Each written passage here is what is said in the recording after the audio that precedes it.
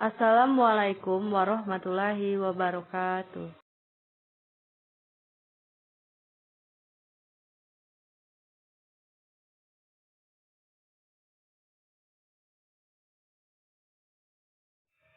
Kami dari kelompok 2 yang beranggota Dina Afrodeviana, Fadila Dwi Putra, dan dosen pengampu Noni Aprianti, ME.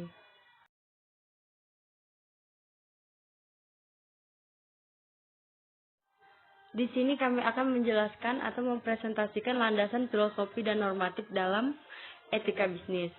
Dalam Islam, etika memegang mengacu pada dua sumber, yaitu Quran dan Sunnah atau hadis Nabi.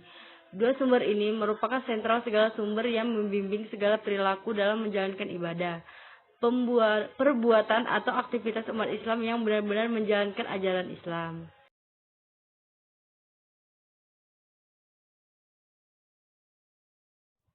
Berikutnya, filosofi etika dalam Islam.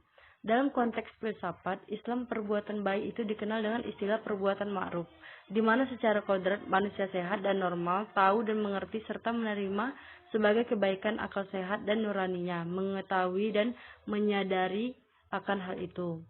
Nilai baik atau ma'ruf dan nilai buruk atau mungkar ini bersifat universal. Hal ini sesuai dengan perintah Allah kepada manusia untuk melakukan perbuatan ma'ruf dan menghindari perbuatan mungkar atau jahat.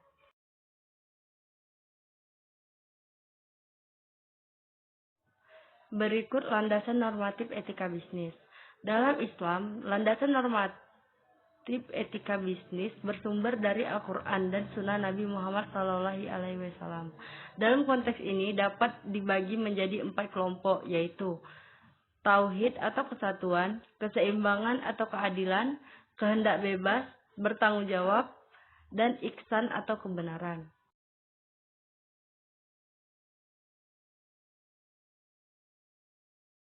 Berikutnya yaitu etika bisnis Islam.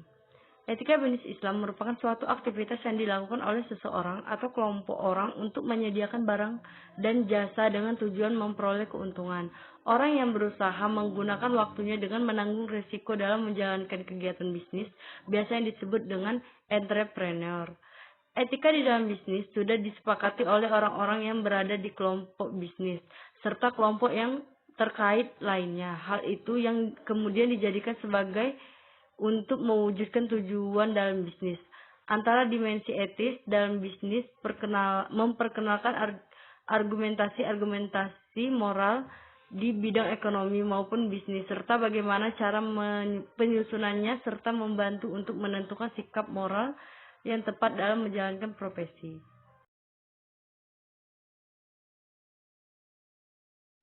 Berikutnya yaitu praktik bisnis yang baik, etis, dan adil atau fair akan ikut mewujudkan keadilan dalam masyarakat. Sebaliknya, ketidakadilan yang merajalela akan menimbulkan gejolak sosial yang merusakkan para pelaku bisnis. Pada dasarnya, di dalam menjalankan kegiatan bisnis, diperlukan etika karena alasan berikut. Pertama, yaitu bisnis tidak hanya bertujuan untuk profil, melainkan perlu untuk mempertimbangkan nilai-nilai manusiawi. Kalau tidak akan mengorbankan hidup banyak orang, sehingga masyarakat pun berkepentingan agar bisnis dilaksanakan secara etis.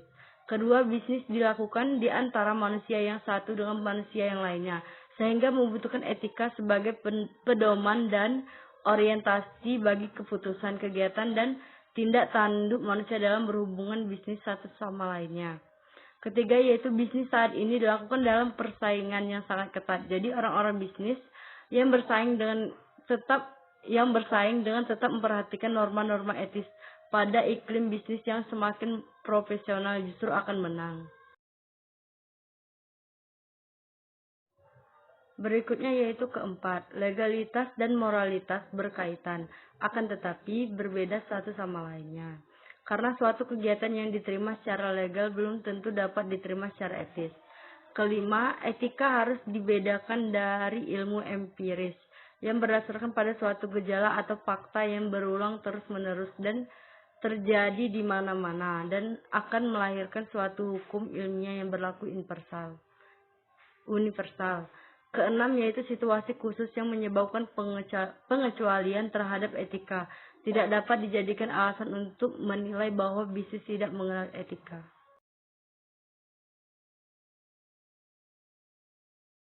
Berikut ini prinsip etika bisnis Islam.